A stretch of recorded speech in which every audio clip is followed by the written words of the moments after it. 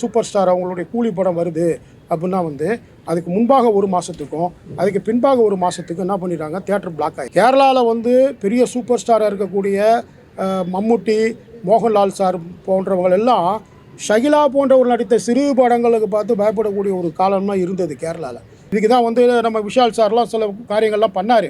என்ன பண்ணாருன்னா வந்து அந்த ப்ரோக்ராம் ஷெட்யூல் போட்டு இந்தந்த ஆர்டர் பிரகாரம் தான் வரணும்லாம் பண்ணாங்க. ஆனால் சங்கங்களுக்குள்ளார ஒருத்தருக்கு ஒருத்தர் ஒற்றுமை இல்லாத காரணத்தினால இன்றைக்கி நாங்கள் ஒரு முக்கியமான நிகழ்ச்சிக்கு வந்திருக்கிறோம். அது காரணம் வந்து எங்களுடைய வெல்விஷர், எங்களுடைய நலம் விரும்பி ICWO ஹரிகரன் சார்னு சொல்லக்கூடிய அருமையான இந்த மாமனிதர் தான். இவர் வந்து ஆக்சுவலாக வந்து நான் என்னை பற்றி அறிமுகப்படுத்திக்கிறேன். நான் வந்து இயக்குனர், தயாரிப்பாளர், நடிகர், யுரேகா. என்னுடைய முதல் படம் வந்து மதுரை சம்பவம். எல்லாருக்கும் தெரியும் உங்களுக்கு. அடிக்கடி நான் விளையாட்டாக சொல்லுவேன், சம்பவன்ற வார்த்தையை சமுதாயத்துக்கு அறிமுகப்படுத்தினதே நாங்கள் தான் அப்படின்னோம். அந்த மாதிரி வந்து இன்றைக்கி அந்த சம்பவம் அப்படின்ற வார்த்தையை இன்றைக்கி சூப்பர் ஸ்டார் முதற்கொண்டு எல்லோரும் பயன்படுத்துறது எனக்கு ஒரு பெரிய சந்தோஷம். அதுக்கப்புறம் தொப்பி, சிவப்பு எனக்கு பிடிக்கும், காட்டுப்பாய சார் இந்த காளி அப்படின்னு சொல்லி 4 படங்கள் நான் டைரக்ட் பண்ணிட்டேன். லட்சுமி லாரன்ஸ் காதல் வந்து என்னுடைய 5வது திரைப்படம். அந்த 5வது திரைப்படத்தில் தான் வந்து ICWO ஹரிகரன் சார் வந்து ஒரு முக்கியமான ஒரு கதாபாத்திரத்தில் நடிச்சிருக்கிறாங்க. கதாநாயகனுடைய அப்பாவாகவும் ஊர் பெரிய மனுஷனாகவும் நடிச்சிருக்கிறாங்க. இன்றைக்கி வந்து அவங்க வந்து இந்த ICWO அமைப்பின் மூலமாகவும் மற்றும் பிற NGO அமைப்புகள் மூலமாகவும் இணைந்து அந்த ஹியூமன் டிராஃபிக்கிங், அதனுடைய மனித கடத்தலுக்கு எதிரான ஒரு நிகழ்ச்சியை இன்றைக்கி நடத்துகிறாங்க. அந்த நிகழ்ச்சியில் நாங்களும் பங்கு பெற்று அதில் நாங்கள் போஸ்டர்லாம் ரிலீஸ் பண்ணோம். ஸோ அதனுடைய தொடர்ச்சியாக லட்சுமி லாரன்ஸ் காதல் படத்தை பற்றி உங்களுடைய யூடியூப் சேனலுக்கு சில வார்த்தைகள் சொல்லலாம்னு நாங்கள் இருக்கிறோம். குறிப்பாக வந்து லட்சுமி லாரன்ஸ் காதல் வந்து என்னுடைய 5வது திரைப்படம்னு சொன்னேன். இது வந்து நானும் டாக்டர் பாபு மோசஸ் அப்படின்னு சொல்லி அவங்க ஒரு ஃபிசியோதெரபி டாக்டர் 2 பேரும் சேர்ந்து நாங்கள் வந்து இதை யுரேகா சினிமா ஸ்கூல் சார்பாக நாங்கள் தயாரிச்சிருக்கிறோம். இந்த படத்தினுடைய கதாநாயகன் வந்து உங்களுக்கு எல்லாருக்கும் தெரியும், ரோஷன் அப்படின்னு சொல்லி நம்ம ப்ரெஸ் கிளப்பில் வந்து சுபாஷ்ன்னு சொல்லி இருப்பாங்க. எல்லாருக்கும் தெரியும். அவங்க அப்பா வந்து ரொம்ப பெரிய பிரபலமான பத்திரிகையாளர் ரவீந்திரதாஸ் ஐயா. அவங்கள தெரியாதவங்க யாருமே கிடையாது. அவங்களுடைய பேரன் ரோஷன் தான் வந்து இந்த படத்தினுடைய கதாநாயகனாக நடிச்சிருக்கிறாரு. என் பக்கத்தில் இருக்கக்கூடிய அருமையான ஒரு தமிழ் திரையுலகுக்கு கிடைத்த ஒரு புதையலப்புன்னு தான் சொல்லுவேன். வந்தன தாரணி அப்படின்னு சொல்லி அவங்க வந்து மிக சிறப்பான ஒரு பங்களிப்பு அந்த படத்தில் வந்து அவங்க கொடுத்துருக்குறாங்க. இந்த படத்தினுடைய கதாநாயகிக்காக நாங்கள் பல பேரை தேடினோம். என்னுடைய முதல் கிட்டத்தட்ட 4 படத்துலையும் பார்த்திங்கன்னா ஒரு தமிழ் பொண்ணு அறிமுகப்படுத்தணும்னு ரொம்ப ஆசைப்பட்டு என்னால் முடியல. எல்லாருமே வந்து கேரளா, ஹிந்தி அப்படி தான் எல்லாமே அமைஞ்சது, ராஜஸ்தான் அமைஞ்சது. ஆனால் இந்த படத்துக்காக வந்து பரதநாட்டியம் கற்றுக்கக்கூடிய ஒரு ஹீரோயின் தேவைப்பட்டாங்க எனக்கு. பார்த்தா 1 வருஷம் பரதநாட்டியம் கற்றுக்கிட்டாங்க. ரொம்ப கஷ்டப்பட்டு 1 வருஷம் பரதநாட்டியம் கற்றுக்கிட்டாங்க. படத்தில் வந்து பார்த்திங்கன்னா கிளைமாக்ஸ் சீன்லலாம் கீழே விழுந்து முட்டியில் அவ்வளோ ரத்தம் அதோடு நடித்தாங்க. டப்பிங் வந்து பார்த்திங்கன்னா ஃபுல் எனர்ஜியாக காலையிலேருந்து நைட்டு வரைக்கும் பேசி இது பண்ணாங்க. தமிழ் சினிமாவுக்கு மிக மிக மிக அற்புதமான ஒரு கதாநாயகியாக நான் வந்து ஒரு 5 படம் டைரக்ட் பண்ண ஒரு அனுபவசாலி டைரக்டர், ஒரு ப்ரொடியூசராக நான் சொல்கிறேன். இந்த பொண்ணு கண்டிப்பாக ஒரு பெரிய லெவலில் தமிழ் திரையுலகம் மட்டும் இல்லை, ஒரு பேன் இண்டியா லெவலில் இந்த பொண்ணு நல்லா ஷைன் பண்ணுவாங்கன்ற நம்பிக்கையை நான் தரேன். எதுக்கு இவ்வளோ உறுதியாக சொல்கிறேன்னா, இன்றைக்கி வந்து ஏதோ வந்து ஒரு சம்பளத்துக்காக அப்படின்னு இல்லாமல் கடுமையான சவால்கள் இருந்த இந்த சினிமா உலகத்தில் ஒரு படத்திற்காக மற்ற படங்களெல்லாம் வந்து ரத்து செய்துட்டு அவங்க வந்து இந்த படம் நான் நடிக்கிறேன் சார், இதன் மூலமாக வரக்கூடிய நல்ல படங்கள் எனக்கு வரட்டும் அப்படின்னு சொல்லி அவங்க காத்திருக்கிறாங்க. அவங்கவுங்க மத்தியில் பேசுவாங்க. ஸோ இந்த படத்தில் வந்து நான் சொல்லிட்டேன், கதாநாயகன் ரோஷன், கதாநாயகி வந்தன தாரணி. முக்கியமான ஒரு ஃபாதர் கேரக்டரில் வந்து அப்பா, கதாநாயகிக்கு வந்து அப்பா கேரக்டரில் வந்து நம்ம ICWO ஹரிகரன் சார் வந்து நடிச்சிருக்கிறாங்க. இது போக வந்து ட்ரம்ஸ் சிவமணி சார் வந்து ஒரு கெஸ்ட் ரோல் பண்ணாங்க. பழம்பெரும் நடிகை KR விஜயா அம்மா, அவங்க வந்து எங்கள் குடும்ப நண்பர். அவங்க வந்து லொக்கேஷனுக்கு வந்து அவங்க ஒரு அருமையான ஒரு கெஸ்ட் ரோல் பண்ணி கொடுத்துருக்குறாங்க. இது போக வந்து கேமராமேன் மகேஸ்வரன் பண்ணியிருக்கிறாரு, இசை SR ராம் பண்ணியிருக்கிறாரு. ரொம்ப ரொம்ப முக்கியமாக சொல்லணும் அப்படின்னு பார்த்திங்கன்னா, இந்த படத்தில் வந்து பல பேரை நான் புதுமுகமாக நான் அறிமுகப்படுத்தியிருக்கிறேன். ஆனால் எங்களுக்கு ஒரு பெரிய ஒரு ஆரம்பத்தில் கதையை கேட்டுட்டு இந்த தலைப்பு லட்சுமி லாரன்ஸ் காதல் தலைப்பை கேட்டுட்டு எங்களை பாராட்டி அற்புதமான பாடல் எழுதி கொடுத்தவர் கவிப்பேரரசு பத்மஸ்ரீ வைரமுத்து ஐயா. அடிப்படையில் நானும் ஒரு கவிஞர் தான். எல்லாருக்கும் தெரியும், பாடல்களில் தான் நான் சினிமாவுக்கு வந்தேன். நான் டைரக்டராகவும் தயாரிப்பாளராகவும் மாறிட்டேன். ஆனால் வைரமுத்து ஐயா வந்து தொப்பி படத்துலேயே எனக்கு பாடல் எழுதினாங்க. இந்த படத்தில் வந்து ஒரு சித்தர் பாடல் எழுதியிருக்கிறாங்க. சாதி சாதி சாதி என்று சாற்றுகின்ற மானுடா, வேறு வேறு சாதி வந்து வீதி 4 ஆனதோன்னு சொல்லி ஒரு அற்புதமான ஒரு சித்தர் பாடல். இது இவங்களுக்கான நூற்றாண்டுக்கான பாடல் விரேகான்னு சொல்லி எங்களை வாழ்த்திருக்கிறாங்க. கண்டிப்பாக பெரிய லெவலில் நாங்கள் வந்து ஒரு ஆடியோ லான்ச் பண்ணிவிட்டு அதை முறைப்படி இந்த படத்தை நாங்கள் வந்து ரிலீஸ் பண்ணுவோம். அப்போ கண்டிப்பாக நீங்களாம் வரணும். குறிப்பாக அதனுடைய ஆரம்பமாக தான் இன்றைக்கி வந்து ஹரிஹரன் சார் அவங்களுடைய இதில் என்ன சொல்கிறது, அவருடைய பங்களிப்பு ரொம்ப பாராட்ட தகுந்தது. பல காலேஜுகளில் கிட்டத்தட்ட 30 காலேஜில் போஸ்டர் வச்சாங்க. இன்றைக்கும் பார்த்திங்கன்னா இந்த நிகழ்ச்சியோட அந்த மனித கடத்தல் அதுக்கு எதிரான ஒரு நிகழ்ச்சியில் எங்களையும் அழைத்து லட்சுமி லாரன்ஸ் காதல் திரைப்படத்துக்காக எங்களையும் அழைச்சி எங்களை அறிமுகப்படுத்தியிருக்கிறாங்க. இந்த படத்தினுடைய கதைக்கும் இது ஏதோ ஒரு காதல் படம் மட்டும் கிடையாதுங்க. இன்றைக்கி பார்த்திங்கன்னா காதலுக்காக நேற்று கூட நெல்லையில் ஒருத்தரை வந்து கொண்டுட்டாங்க. ஆவண கொலைகள் நடைபெற்று கொண்டு தான் இருக்குது. ஸோ காதல் வந்து என்னன்றால் காதலும் சரி, கலப்பு திருமணமும் சாதி மத இனங்களெல்லாம் தாண்டி ஒரு சங்கமிக்கிற ஒரு அருமையான ஒரு உணர்வு, ஒரு புனிதமான உணர்வு. அந்த உணர்வை மனிதனுக்கும் ஒரு பெண்ணுக்கும் மட்டும்தான் என்பதை மிக அழகாக சொல்லியிருக்கிற ஒரு படம் தான் இந்த லட்சுமி லாரன்ஸ் காதல் திரைப்படம். எனவே இந்த முறைப்படியாக நாங்கள் வந்து ஒரு ஆடியோ ஃபங்க்ஷன் வைப்போம். யூடியூப் சேனல்லேருந்து, சேட்டலைட் சேனல்லேருந்து, ப்ரெஸ்ஸுலேருந்து நீங்கள் எல்லா மீடியாக்களும் ஊடகமும் வந்து எங்களை வாழ்த்தி அதுக்கான ஒரு சிறு ஆரம்பம் தான் உங்கள் கையிலேருந்து இப்போ நாங்கள் வந்து கொட்டுப்பட்டு இப்போ ஆரம்பிக்கிறோம். அதுக்கு காரணமாக இருக்கக்கூடிய அருமையான எங்களுடைய நலம் விரும்பி ICWO ஹரிஹரன் ஐயா அவர்களுக்கு எங்களுடைய நன்றியையும் உங்களுக்கும் எங்களுடைய நன்றியும் தெரிவிச்சுக்கிறோம். தயவுசெய்து வந்து என்னுடைய திரைப்படங்கள் குறித்து உங்களுக்கு தெரியும், ஏதாவது ஒரு சமுதாயத்துக்கு ஒரு சிறிய ஒரு நன்மையை அதில் நான் வந்து சொல்லுவேன். மதுரை சம்பவம் படத்தில் வந்து பார்த்திங்கன்னா மதுரையில் காணப்படுகிற அந்த மண் சார்ந்த அந்த வசனங்களையும் அந்த மண் சார்ந்த வாழ்வியல் இருள் உலகத்தையும் காட்டியிருந்தேன். தொப்பி படத்தில் டீநோட்டிஃபைடு ட்ரைபிள்ஸ் குற்ற பரம்பரையை வந்து ஒருத்தர் போலீஸாக வந்து போராடுறதை காட்டியிருந்தேன். சிவப்பு எனக்கு பிடிக்கும், சைல்டு அப்யூஸ், குழந்தைகளுக்கும் எதிரான அந்த பாலியல் வன்முறைக்கு எதிராக அந்த படம், அதை நம்ம JSK சார் பண்ணியிருந்தாங்க. அடுத்து காட்டுப்பயசார் இருந்த காலையில் வந்து வட்டிக்கு பணம் வாங்கி கஷ்டப்படுகிற ஒரு வாழ்க்கையை நான் காட்டியிருந்தேன். அதுபோல் இந்த லட்சுமி லாரன்ஸ் காதல் திரைப்படம் மனித உணர்வுகளுக்கு எதிராகவும் வன்முறைக்கு எதிராகவும் சாதி மத இன வேறுபாடுகளுக்கு எதிராகவும் ஒரு அறைகூவல் விடுக்கிற ஒரு அற்புதமான ஒரு காதல் திரைப்படமாக அமைந்திருக்கிறது. எனவே இந்த படத்துக்கு உங்களுடைய ஆதரவு, சப்போர்ட்டு, இந்த யூத் மத்தியில் நல்லா ஃபயர் பண்ணிட்டாங்க சார்.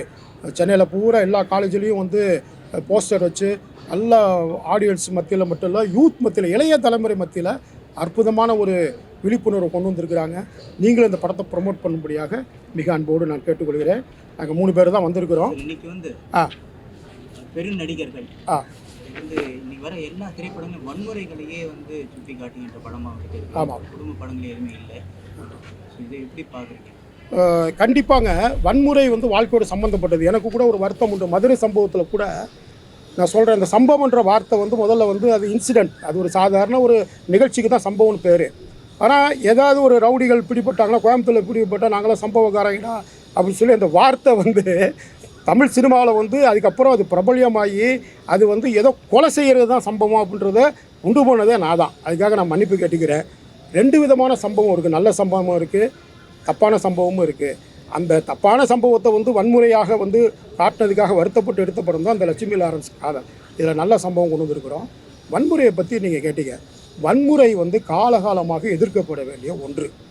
இன்றைக்கி வந்து பார்த்திங்கன்னா இவ்வளோ படித்த இளைய தலைமுறையே இன்றைக்கி நெல்லையில் வந்து பார்த்திங்கன்னா வந்து ஒரு ஆணவ கொலை நடந்திருக்கு. அவங்க உடனே என்ன பண்ணுறாங்க, அருவாள் எடுத்து வெட்டி அந்த பையனை கொண்டுட்டாங்க. அது மட்டும் இல்லை, ஒரு காவல்துறை அதிகாரி வந்து என்கொயரி பண்ணுறதுக்காக கிராமத்துக்கு போகிறப்ப 2 சின்ன பசங்க, சின்ன பிள்ளைங்க 2 பேர் அருவாள் எடுத்து அவர் வெட்ட போக அவர் துப்பாக்கி எடுத்து சுட. இப்படி காலகாலமாக இந்த வன்முறைக்கு வந்து தீர்வே கிடையாதுங்க. அப்போ நம்ம என்ன செய்யணும் அப்படின்னா, வன்முறைக்கு எதிரான தீர்வு நம்ம மென்முறையை தான் நம்ம வந்து அவங்களுக்கு கற்றுக் கொடுக்கணும். இன்றைக்கி வந்து சினிமாவில் வந்து சாதியை பற்றி அதிகமாக பேசுகிற ஒரு பிரச்சனை வருது. மாரி செல்வராஜ் டைரக்டராக இருக்கட்டும், ரஞ்சிதா இருக்கட்டும், இவங்க தான் வந்து சாதியை பேசி பேசி அதை வளர்க்குறாங்கன்ற ஒரு சர்ச்சையான கருத்து இருக்குது. என்னுடைய தாழ்மையான கருத்து என்ன தெரியுமா, நீங்கள் இப்போ சாதி இப்போ வன்முறையில் வந்து பார்த்திங்கன்னா குறிப்பாக என்ன அடங்குது, சாதி தான் அடங்குது, அதுக்கப்புறம் மதம் அடங்குது, அப்புறம் காதல் அடங்குது. இப்படி மனிதனுடைய சார்ந்த அத்தனை விஷயங்களுக்கும் நியாயமாக கிடைக்க வேண்டிய உணர்வுகளுக்கு எதிராக இருக்கிற அத்தனையுமே வன்முறை தான். நான் சொல்கிற பதில் சரிதானே? உங்களுக்கு மனிதநேயத்தோட மனித தன்மையோட, இப்போ உதாரணமாக ஒன்று சொல்கிறேன், உங்களுக்கு பசிக்குதுங்க, உங்களுக்கு ஒரு பிரியாணி வாங்கி கொடுக்குறப்ப அதை நான் பிடுங்கி எரிஞ்சுன்னா அது வன்முறைங்க. அது அதனால தான் பாரதியார் சொல்கிறார், தனி மனிதனுக்கு உணவில்லை என்று ஜகத்தையே அழித்துடுவோன்றார். இது எந்த வகையில் வன்முறையை சேரும்? காந்தியடிகள் சொல்கிறாரு, ஒரு பசு வந்து கஷ்டப்படுதுன்னா அது கொண்டுன்றாரு. இது எந்த வகையில் வன்முறையை சேரும்? ஸோ இதெல்லாம் வந்து என்னென்னு பார்த்தீங்கன்னா அகிம்சையோடு சேரக்கூடிய சில வன்முறைகள்னு ஒன்று இருக்குது. அதுதான் பாலா வந்து பண்ணார், நான் கடவுளில் பண்ணார். கஷ்டப்படுற ஒரு ஜீவனை கழுத்தறுத்து போட்டுரு அப்படின்ற மாதிரி அது கிளைமாக்ஸ். அது அப்போ நம்ம தொடர்ந்து நம்ம செய்ய வேண்டிய ஒரு கடமை, ஒரு படைப்பாளியாக, ஒரு டைரக்டராக, இயக்குனராக செய்ய வேண்டிய ஒரு பொறுப்பு என்ன தெரியுமா? இதை பேச பேச பெருசாகிட்டே தான் இருக்கும். இந்த வன்முறையை நம்ம பேச பேச, ஜாதியை பற்றி பேச பேச இது பெருசாகிட்டே தான் இருக்கும். நீங்கள் பேசாமல் இருந்து பாருங்கள், அது அழிஞ்சிடும். அடுத்து ரெண்டாவது, இப்போ நான் அதிகமாக பார்க்குறது, இந்த ஒரு விஷயம் நீங்கள் கேட்டதுனால நான் சொல்கிறேன், டொமஸ்டிக் வயலன்ஸ் ரொம்ப அதிகமாக இருக்குங்க. ஒரு காலத்தில் கொலை யாருங்க செய்வா? கொலை செய்கிறவன் வந்து பார்த்திங்கன்னா அது ஒரு பெரிய ரவுடியாக இருப்பான், அல்லது ஏதாவது ஒரு டானாக இருப்பாங்க, ஏதாவது ஒரு மோட்டிவேஷன் இருக்கும், அதுக்கு பின்னாடி ஏதாவது ஒரு பெரிய அரசியல் பின்புலம் இருக்கும். இப்போ அதெல்லாம் கிடையாதுங்க. ஒரு குடும்பத்தில் சாதாரண ஒரு ஸ்டூடெண்ட்டுங்க, ஒரு சின்ன ஸ்டூடெண்ட்டு, மதுரையில் நடந்த ஒரு சம்பவம். அவன் வீட்டுக்கு பெண் தோழியை கூப்பிட்டு போகிறான், 10வது படிக்கிற ஒரு பையன். அங்கே போகிறப்ப அந்த அம்மா கேட்டுக்கிறாங்க, அம்மாவும் பாட்டியும் கேட்டுக்கிறாங்க, ஏன்ப்பா ஸ்கூலில் படிக்கிற அந்த குழந்தைய பொண்ணு பிள்ளை வீட்டுக்கு கூப்பிட்டு வந்திருக்கேன்னு சொல்லி. உடனே என்ன பண்ணியிருக்கிறான், கொண்டு போய் அந்த பிள்ளைகளை போய் விட்டுட்டு வீட்டுக்கு வந்து வேறு எதுவும் பேசலை, கத்தி எடுத்து, காய்கறி வெட்டுற கத்தி எடுத்து சொந்த அம்மாவையும் பாட்டியும் கொண்டுட்டான். இது செஞ்சது ஒரு பள்ளிக்கூட பையன். இப்போ அந்த நெல்லையில் விரட்டி எஸ்ஏவை வந்து அவர் எவ்வளோ கெஞ்சிருக்கிறாரு, வேறு வழி இல்லாமல் தான் வந்து அவர் துப்பாக்கி எடுத்து சுட்டுக்கிறாரு. அது போலீஸ் விசாரணை போயிட்டுருக்கு. அதெல்லாம் நான் பேச வரல. என்ன பேச வரலாம், டொமஸ்டிக் வயலன்ஸ். இன்றைக்கி பிரியாணி அபிராமி, இன்றைக்கி கொலை பண்ணுறவன் வெளியே இல்லைங்க, வீட்டுக்குள்ளாரியே வந்து கணவன் மனைவியையும், மனைவி கணவனையும் பாய்ச்சல் வச்சு கொடுறாங்க. பிள்ளைகள் ஸ்கூலுக்கு போகிற பிள்ளைகள் பண்ணாங்க. இப்போ இதுக்கெல்லாம் என்ன காரணம்? மீடியா. இதுக்கு ஒரே காரணம் வந்து சொல்கிறதுக்கு நான் வருத்தப்படுறேன். ஏன்னா நானும் ஒரு பத்திரிக்கையாளன், நானும் ஒரு டைரக்டர், நானும் ஒரு மீடியாக்காரன். என்னன்னா நம்ம கையில் என்றைக்கு ஆண்ட்ராய்டு செல்ஃபோன் வந்ததோ அன்னையிலேருந்து இந்த வன்முறையையும் வாழ்க்கையும் பிரிக்க முடியலங்க. இதுதான் பிரச்சனை. ஒரு சாலையில் போனால் அங்கே பொறுமை கிடையாதுங்க. நான் தான் ஒரு கவிதை எழுதினாங்க. என்ன கவிதை எழுதுனா, வாகனத்துக்கே வழி தராத நீங்கள் வாழ்க்கைக்கு எப்படி வழி கொடுப்பீர்கள்னு கவிதை எழுதினேன். ஒரு சாதாரணமாக டிராஃபிக்கில் போனாலே அவன் என்ன பண்ணுறான், பிரச்சனை போடுறான். எனவே ஒரு படைப்பாளியாக நீங்கள் கேட்ட கேள்விக்கு, இந்த லட்சுமி லாரன்ஸ் காதல் படத்தில் வன்முறை நம்ம வாழ்க்கைக்கு உதவாது. மனிதனுக்கு மனிதனும் இருக்கக்கூடிய அந்த மனித நேயம் மட்டுமே நம் வாழ்க்கைக்கு உதவுன்றதை நான் பாவத்துக்கு பரிகாரம் பண்ண ஒரு படம் தான் லட்சுமி லாரன்ஸ் காதல். ஆமாம், இது வைரமுத்து ஐயாட்ட மதம் சார்ந்த ஒரு படம் தாங்க இது. என்னன்னா லட்சுமி என்கிற ஒரு பாரம்பரியமான ஒரு இந்து பெண்ணுக்கும், லாரன்ஸ் என்கிற ஒரு பாரம்பரியமான ஒரு கிறிஸ்தவ பையனுக்கும் உண்டாகக்கூடிய ஒரு காதல் தான் இது. வழக்கமான ஒரு புதிதான ஒரு ஒன்லைன் சொல்ல மாட்டேன். வழக்கமாக கிளிஞ்சல்கள், அலைகள் ஓய்வில்லை போன்ற நிறைய படங்களில் சொல்லப்பட்ட ஒரு கான்ட்ரவர்சியான ஒரு லவ் ஸ்கிரிப்ட் தான். ஆனால் இதனுடைய கிளைமாக்ஸ் வந்து, இதனுடைய இறுதி காட்சியை வந்து நாங்கள் வித்தியாசமான ஒரு செய்தி சொல்லியிருக்கிறோம்.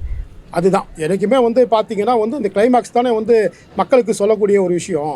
அதனால் வந்து அந்த கிளைமாக்ஸில் வந்து நம்ம இப்போ நிறையா இப்போ காதல் படம்னு பார்த்திங்கன்னா, இப்போ வந்து அழகு ஓவியில் படத்தில் என்ன பண்ணுறாங்க, அழகான டைலாக் வச்சாங்க, பாரதி ராஜா சார் வச்சாங்க, எல்லா மத அடையாளத்தெல்லாம் பிச்சு எறிஞ்சிட்டு போயிடுறாங்க, எல்லாத்தையும் தூக்கி போயிடுறாங்க. இப்படி ஒரு படத்துலேயும் ஒரு கிளைமாக்ஸு. நாங்கள் வந்து வேறு மாதிரியான ஒரு கிளைமாக்ஸை இதில் நம்ம சொல்லியிருக்கிறோம். ஆமாம் ஆமாம், இப்போ அவங்க கொஞ்சம் ஹீரோயின் பேசிட்டுமே, நாளைக்கப்புறம் நான் சொல்கிறேன். ஆமாம், கண்டிப்பாக இருக்குங்க, கண்டிப்பாக இருக்குது. கிளைமாக்ஸ் தான் சஸ்பென்ஸு.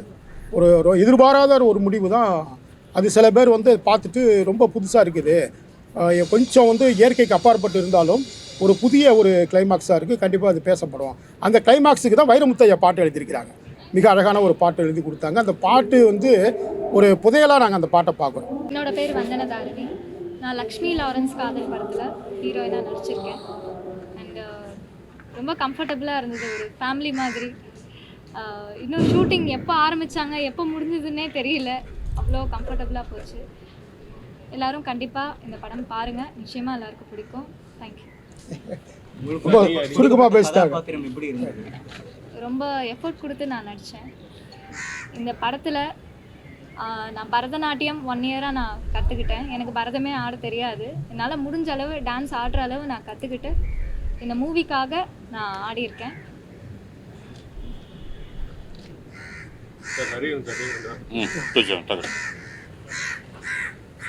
வணக்கம். என்னுடைய பேர் ஏஜி அரியரன், செயலாளர் இந்திய சமுதாய நலவாழ்வு நிறுவனம் ICWO, ஒரு NGO, non profit social work organisation. மதிப்புரிய யுரேகா சார் எனக்கும் லாஸ்ட் 15 இயர்ஸாக நானும் அவரும் நெருங்கிய friends. Is one of the very genius director. Movie இண்டஸ்ட்ரியில் ரெவல்யூஷனாக திங்க் பண்ணக்கூடிய ஒரு பெரிய டைரக்டர். இதுக்கு முன்னாடி நல்ல சிறப்பான படங்களை வந்து டைரக்ட் பண்ணியிருக்காரு. அவரோட இணைந்து இந்த படத்தில் நான் நடிச்சிருக்கேன். அது வந்து பெரிய ஆப்பர்ச்சுனிட்டி எனக்கு. வந்து it's a very kind person. Apart from the director, அதையும் தாண்டி யார் கூட இருந்தாலும் அவங்கள ரொம்ப கம்ஃபர்டபுளாக பார்த்துப்பாரு. Is golden hearted person. வந்து ரொம்ப எல்லார் மாதிரியும் அக்கறை இருக்கக்கூடியவர். அதே தான் இந்த படத்துலையும் பண்ணியிருக்காரு. இந்த படத்தில் வந்து ஜாதி மதத்தை வச்சு குறிப்பாக இளைஞர்கள் மத்தியில் பிரிவினை வரக்கூடாது, அதை வந்து பிரிவினை பெருசாக்கி ப்ரமோட் பண்ணக்கூடாது, பிரிந்து நின்று பார்க்கக்கூடாது, ஒன்றாக இருக்கணும். அதுதான் நம்ம நாட்டுக்கு நல்லது, அவங்களுடைய வீட்டுக்கும் நல்லது, அவங்க இண்டிவிஜுவலுக்கும் நல்லது அப்படின்ற ஒரு கருத்தை வந்து இந்த படத்தில் சொல்லியிருக்காங்க. நான் வந்து எப்படி இந்த மூவி இண்டஸ்ட்ரியில் சாரோட அசோசியேட்டட்னா, சார் முன்னாடி எடுத்த சிகப்பு எனக்கு பிடிக்கும். அந்த படத்தில் என்னால் முடிஞ்ச இன்ஃபர்மேஷன்லாம் நான் ஷேர் பண்ணேன். அதை பேஸ் பண்ணி ரொம்ப அருமையான ஒரு படம் எடுத்தார். தென் அப்புறம் நான் சொன்னேன், நான் ஆக்ட் பண்ணால் கொஞ்சம் பாப்புலர் ஆனால் என்னுடைய ஒர்க்குக்கு ஈஸியாக இருக்குங்க சார் அப்படின்னேன். சார் இது கண்டிப்பாக உங்களுக்கு சான்ஸ் தரேன் அப்படின்னாரு. இது 2வது படத்தில் இந்த சான்ஸ். இது கொஞ்சம் பெரிய ரோல், இது ரொம்ப இம்பார்ட்டண்ட் ரோலு. சாருக்கு ரொம்ப பிடிச்ச ரோல், இப்படிதான் இருக்கணும் அப்படின்னு சொல்லி வந்தார். அந்த பண்ணியிருக்கேன். குறிப்பாக இதை வந்து இளைஞர் மத்தியில் பெரிய அளவுக்கு எடுத்துன்னு போகணுன்னு பார்க்குறோம். கண்டிப்பாக நீங்கள் எல்லாம் சப்போர்ட் பண்ணி இந்த படத்தை பெரிய வெற்றி ஆக்குறது உங்கள் கையில் இருக்குது. தயவுசெய்து சப்போர்ட் பண்ணுங்கள். தேங்க்யூ. உங்களுக்கு என்ன கதாபாத்திரம் சார்? நான் இப்போ ஹீரோயினுடைய ஃபாதர் சார். ஊர் பெரிய மனுஷன் அவர், வந்து ஊருக்கு அவர் பெரிய மனுஷன் சார். இப்போ பெரிய திரைப்படங்களுக்குலாம் வந்து தியேட்டர் கிடைக்குது, இப்போ சிறிய படங்கள் அந்த இதெல்லாம் வந்து அதை பற்றி சார். எனக்கு வந்து நான் வந்து ஒரு கவிஞராக உள்ளே வந்தேன் சார். அப்புறம் வந்து நான் வந்து இயக்குனராக மாறினேன் மதுரை சம்பவத்தில். இப்போ தயாரிப்பாளராகவும் இருக்கிறேன், எல்லா தயாரிப்பாளர் சங்கத்தில் உறுப்பினராகவும் இருக்கிறேன். இந்த பெரிய படங்கள் சின்ன படங்கள் அப்படின்ற ஒரு நெருக்கமான சூழலை தமிழ் திரைப்பட உலகத்தில் மட்டும்தான் இருக்கிறதா நான் நினைக்கிறேன் சார். ஏன்னா நான் வந்து ஒரு பேன் இண்டியா மாதிரி எல்லா இந்தியாவில் இருக்கக்கூடிய எல்லா டேரக்டர்ஸ்லையும் நான் வேலை பார்த்துருக்கிறேன். இப்போ வந்து ஹிந்தி, மலையாளம், தெலுங்கு, கன்னடா எல்லாம் பார்த்திங்கன்னா வந்து அங்கே பெரிய படம் சின்ன படம்ன்ற வித்தியாசம் கிடையாதுங்க. அந்த காலத்தில் வந்து ஷோலே மாதிரி படம் வர்றப்போ வந்து சத்யஜித் ரே மாதிரி பெரிய ஞானிகள்லாம் வந்து சிறிய படங்கள் எடுத்து இது பண்ணாங்க. இங்கே வந்து என்னன்னு பார்த்தீங்கன்னா, இந்த ஓடுற குதிரை ஒன்று வந்து ஹீரோ வந்து ஹீரோயின் வந்து பெரிய ஆளாக இருக்கணும், இல்லை டைரக்டர் வேல்யூ இருக்கணும், பெரிய ஆளாக இருக்கணும் அப்படின்ற 2 கண்டிஷன் வச்சுருக்கிறாங்க சார். இந்த 2 கண்டிஷனால் தான் வந்து பார்த்திங்கன்னா வந்து இந்த தேட்டர்கள் வந்து நிராகரிக்கப்படுது. இப்போ உதாரணமாக ஒரு படம் வந்து இப்போ சூப்பர் ஸ்டார் அவங்களுடைய கூலி படம் வருது அப்படின்னா வந்து அதுக்கு முன்பாக 1 மாதத்துக்கும் அதுக்கு பின்பாக 1 மாதத்துக்கும் என்ன பண்ணிடுறாங்க, தேட்டர் பிளாக் ஆகிடும். அப்போ எங்களை மாதிரி வந்து படம் போட்டு, இப்போ நான் வந்து கிட்டத்தட்ட வந்து 30 வருஷமாக சினிமாவில் இருக்கிறேன். என்னுடைய அனுபவம் 30 வருடத்துக்கு மேலே. ஏதோ ஒரு கிராமத்துலேருந்து ஒரு மஞ்சப்பையை தூக்கிட்டு வர ஒரு தயாரிப்பாளர், வீடு அடகமான வச்சு தன்னுடைய நகையெல்லாம் அடகு வச்ச ஒரு தயாரிப்பாளர் எடுத்த ஒரு சிறிய படத்தினுடைய நிலைமை என்னன்னு பார்த்தீங்கன்னா ரொம்ப பரிதாபமாக இருக்குது, ரொம்ப கொடுமையாக இருக்குது. இதுக்கு வந்து கண்டிப்பாக அரசாங்கமும் இருக்கக்கூடிய அனைத்து சங்கத்தில் இருக்கக்கூடிய தலைவர்கள், பெப்சியாக இருக்கட்டும், ப்ரொடியூசர் கவுன்சிலாக இருக்கட்டும், சாம்பராக இருக்கட்டும், எல்லாம் கிட்டத்தட்ட 28 சங்கத்துக்கு மேலே இருக்குது, எல்லாம் ஒன்றா சேர்ந்து இதை வந்து வாழ வைக்கணும் சார். இன்னும் சப்சிடி வரலை சார். சப்சிடிக்காக நாங்கள் பல வருஷமாக வெயிட் பண்ணுறோம். இன்னும் வந்து கலைமாமணி விருதுலாம் வந்து அதுவும் நின்றுச்சு. இப்போ பார்த்திங்கன்னா கேரளாவில் வந்து பார்த்திங்கன்னா, நான் ஒரு நகைச்சுவையாகவே சொல்கிறேன், தவறாக எடுத்துக்க வேண்டாம். கேரளாவில் வந்து பெரிய சூப்பர் ஸ்டாராக இருக்கக்கூடிய மம்முட்டி, மோகன்லால் சார் போன்றவர்கள் எல்லாம் ஷகிலா போன்றவர் நடித்த சிறு படங்களுக்கு பார்த்து பயப்படக்கூடிய ஒரு காலம்லாம் இருந்தது கேரளாவில். அந்தளவுக்கு சிறு படங்கள், அருமையான சின்ன சின்ன படங்கள், வேறையான இது வந்து ஒரு பாலியல் ரீதியான ஒரு செக்ஸ் படத்துக்கு வரவேற்பு இருந்தது, அது வேறு விஷயம். ஆனால் எதுவுமே இல்லாமல் இந்த டாக்குமெண்ட்ரி பேட்டர்ன் ஃபெஸ்டிவல் ஃபிலிம்ஸ்லாம் வந்து பார்த்திங்கன்னா சமமாக வந்து தேட்டர் கொடுத்தாங்க சார். இப்போ நாங்களே வந்து இந்த படத்தை எடுத்துகிட்டு இதில் வந்து பார்த்திங்கன்னா நாங்கள் ஆர்டிஸ்ட் வேல்யூன்னு யாருமே இல்லை, எல்லாமே நாங்கள் அறிமுகப்படுத்தியிருக்கிறோம். 600 பேருக்கு மேலே நான் வந்து என்னோடய 5 படத்தில் அறிமுகப்படுத்தியிருக்கிறேன். நான் ஏதோ ஒரு 5 படம் டைரக்ட் பண்ணியிருக்கிறேன். இப்படி தான் ஒரு என்ன சொல்கிறது, ஒரு டூ ஆர் டை அப்படின்ற மாதிரி தான் நாங்கள் உள்ளே வந்திருக்கிறோம். எனவே தயவுசெய்து இந்த டிஸ்ட்ரிபியூட்டர்னு சொல்கிறோம் பார்த்திங்களா, விநியோகஸ்தர்கள், இன்னும் சொல்லப்போனால் வந்து திரையரங்க முதலாளிகள்லாம் வந்து அவங்க மனம் இறங்கி என்ன பண்ணணும்னா இதுக்கு ஒரு முடிவு எடுத்து, இதுக்கு தான் வந்து நம்ம விஷால் சார்லாம் சில காரியங்கள்லாம் பண்ணார். என்ன பண்ணாருன்னா வந்து அந்த ப்ரோக்ராம் ஷெட்யூல் போட்டு இந்த ஆர்டர் பிரகாரம் தான் வரணும்லாம் பண்ணாங்க. ஆனால் சங்கங்களுக்குள்ளார ஒருத்தருக்கு ஒருத்தர் ஒற்றுமை இல்லாத காரணத்தினால யாரும் மதிக்கலை. எனவே இந்த சிறு படங்கள் எனக்கு தெரிஞ்சு நிறையா ஆயிரக்கணக்கான படங்கள் வந்து கியூபில் முடங்கி இருக்கிறதா நான் கேள்விப்படுறேன். அவங்களுடைய இன்வெஸ்ட்மெண்ட்டு, அவங்களுடைய பணம், அவங்களுடைய இதெல்லாம் என்னன்றது தெரியாதுங்க. என்கிட்டே வந்து பார்த்திங்கன்னா கிட்டத்தட்ட ஒரு 25 பேர் வந்து இந்த மாதிரி 1 கோடியில் எடுத்தவங்க, 1.5 கோடியில் எடுத்தவங்கலாம் வந்து ரிலீஸ் பண்ணுறதுக்கு உதவி பண்ணுங்கன்றாங்க. நம்ம என்ன பண்ண முடியும்? எனவே இதை செய்யக்கூடிய ஆட்கள் யாருன்னா படைப்பாளிகள் கிடையாதுங்க.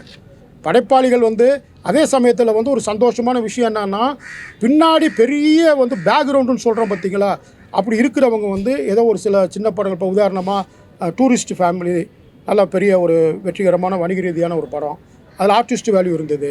கருடன் ஆர்டிஸ்ட் வேல்யூ இருந்தது. வாழை டைரக்டர் வேல்யூ இருந்தது. இப்படி வந்து ஒரு சில படங்களும் இங்கே முன்னுதாரணங்களாக சொல்ல முடியும். ஆனால் எல்லாருக்கும் அது கிடைப்பதா என்பது கஷ்டமாக இருக்குது. எனவே இந்த இன்டர்வியூ மூலமாக நீங்கள் தயவுசெய்து சொல்லுங்கள், அரசாங்கமும் தமிழ் திரையுலகில் இருக்கக்கூடிய சங்கங்களும் ஒன்றாக இணைந்து அது பேச்சுவார்த்தை நடத்திட்டு இருக்கிறாங்கன்னு நினைக்கிறேன். பெப்சிக்கும் ப்ரொடியூசர் கவுன்சிலுக்கும் ஒரு ஒற்றுமையை உண்டு பண்ணணும்னு சொல்லி பேச்சுவார்த்தை போயிட்டு இருக்கிறதா நாங்கள் பார்க்குறோம். அது சேர்ந்து இதை முறைப்படுத்தினால்தான் இந்த சிறு படங்கள் எல்லாம் வாழும். இல்லாட்டி வாழாது சார். ரொம்ப நஷ்டத்தோடு தான் அவங்க திரும்ப போவாங்க. கஷ்டம்தான் அது. சார், உங்களுடைய முந்தைய படத்தில் வந்து தயாரிப்பாளருக்கும் உங்களுக்கும் வந்து இடையில மனக்கசப்பு. ஆமாங்க. அதனால தான் இந்த படத்தில் வந்து நீங்களே பொதுவாங்க சொல்லுவாங்க, தயாரிப்பாளரும் டைரக்டரும் புருஷன் பஞ்சாதி மாதிரி. அது வந்து பார்த்திங்கன்னா ஆரம்பத்தில் வந்து பிளாக் அண்ட் ஒயிட் காலங்களில் வந்து பார்த்திங்கன்னா வந்து ஒரு டைரக்டருக்கு நல்ல மரியாதை இருந்தது. அந்த சம்பவ நேரத்தில் நடந்த ஒரு விஷயம் என்னன்னு கேட்டிங்கன்னா, எங்களுக்கு தெரியாமலே சில காட்சிகள் நீக்கப்பட்டிருந்தது. அதனால் வந்து எடுத்த ஒரு கோபமான ஒரு படைப்பாளினாலே அவனுக்கு கோபம் இருக்குது தானே செய்யும். ஆனால் அதுக்கப்புறம் நாங்கள் சமாதானமாயிட்டோம். அதுக்கப்புறம் இப்பவும் நல்ல உறவில் இருக்கிறோம். அதனால தான் அதுவும் ஒரு காரணம் தான். நான் தயாரிப்பாளர் ஆனதுக்கு காரணம் 2 காரணங்க. ஒரு காரணம் வந்து என்னென்னு பார்த்தா, நம்ம நினச்சதை படமாக கொண்டு வர முடியல. அது ஒரு இதாக இருந்தது. இப்போ நம்மளே தயாரிப்பாளர்ன்றப்ப நம்ம நினைத்த படத்தை வந்து நம்ம கொண்டு வரலாம். 1. 2வது, நாம் பிற டைரக்டர்களுக்கு நம்ம வாய்ப்பு கொடுக்கலாம். இப்போ வந்து நான் ஒரு 5 வளரக்கூடிய வாலிபர்களை நான் செலக்ட் பண்ணி வச்சுருக்கிறேன். யுரேகா சினிமா ஸ்கூல்ன்றது என்னுடைய தயாரிப்பு நிறுவனம். தொடர்ந்து அவங்கள வைத்து பெரிய பட்ஜெட்டில் கிடையாது, சிறு பட்ஜெட்டில் தொடர்ந்து படங்கள் வந்து பிற படைப்பாளிகளுக்கு கொடுக்கணும்னு சொல்லி நான் ஆசைப்பட்றேன். அதனால தான் நான் தயாரிப்பாளராக நான் மாறினேன். இது வந்து நான் இன்னொன்று சொல்கிறேங்க, அந்த கடன் வாங்கி அதெல்லாம் கிடையாது. கஷ்டப்பட்டு உழைக்கிறோம், கஷ்டப்பட்டு மீடியாவில் இருக்கிறோம், வேலை பார்க்குறோம். நாங்களே இறங்கி ஏகப்பட்ட ப்ரோக்ராம்ஸ் பண்ணி அதன் மூலமாக வரக்கூடிய வருமானத்தை வைத்து மற்ற 400 படம் டைரக்ட் பண்ணுவேன். மற்ற இயக்குநர்களுக்கும் நான் படம் கொடுக்க போகிறேன். இதுதான் என்னுடைய நிலைப்பாடு. தேங்க்யூ. நன்றி. ரொம்ப நன்றி. அதனால் ஏற்படும் பாதிப்புகளை நன்கு உணர்ந்து கொண்டுள்ள நான் மனித கடத்தலை தடுப்பதில் முழு ஆர்வம் காட்டுவேன் என உறுதி கொள்கிறேன். மனித கடத்தல், குழந்தை தொழிலாளிகள் மற்றும் பெண்கள், சிறுவர்கள் எதிராக நடக்கும் குற்றங்களை தெரிந்து காவல்துறையிடம்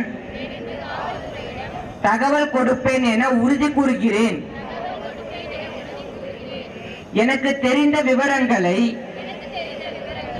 என் நண்பர்களிடம் எடுத்து சொல்லி அவர்களை காப்பேன் என உறுதி கூறுகிறேன். என்னுடைய கல்லூரி மற்றும் பொது இடங்களில் மனித கடத்தலை பற்றி விழிப்புணர்வு ஏற்படுத்துவேன் என உறுதி கூறுகிறேன். இவற்றால் பாதிக்கப்பட்டவர்களுக்கு அன்பு மற்றும் ஆதரவு காட்டுவேன் என உறுதி கூறுகிறேன். மனித கடத்தலே இனி தமிழகத்தில் இல்லை என நிலையை உருவாக்குவேன் என உறுதி கூறுகிறேன். தேங்க்யூ.